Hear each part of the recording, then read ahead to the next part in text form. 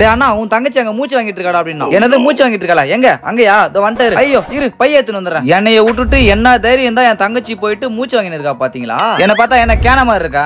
என்ன சும்மா உட்காந்துங்கறா? டேய் மூச்சு வாங்குறான்னு சொன்னா சும்மா தான் உட்காந்துங்கறா. அப்பனா அவ வாங்கின மூச்சு எல்லாம் எங்க வச்சிருக்கா? ஒண்ணுமே புரியலையே. சரி அவகிட்ட கேட்டுரும். ஏய் பாப்பா எங்க மூச்சு வாங்குறேன்னு சொன்னாங்க, எங்க வாங்கின மூச்சை காணோம் அப்படின்னு கேட்டவனே என்னைய பார்த்து முறைக்கிறா. ஏன்டா டேய் நானே மாடு தொத்தின்னு வருதுன்னு சொல்லிட்டு மூச்சு வாங்க ஓடி வந்து உட்காந்தா என்கிட்ட வந்து மூச்சு வாங்கலன்னு கேட்டிருக்க. ஏன்டா மூச்சு என்ன ரேஷன் கடையில போற சக்கரையா பருப்பா அப்படின்னு கேட்டு என்னைய பயங்கரமா தொத்தின்னு வந்து அடிக்கிறா பலார்னு. சரி மூச்சு வாங்குறாங்க என்ன இங்க உட்காந்துங்கிற சும்மா வெட்டியா? கட் பண்ணுவா. இங்க வா இப்ப அது பாக்கிறதுக்கு வேணும். கட் பண்ணல அப்படியே தான் தூங்குறேன். வெட்டியா இருக்கறனா? ஏய் என்ன பார்த்தனே அது பைத்தியக்கார சேட்ட.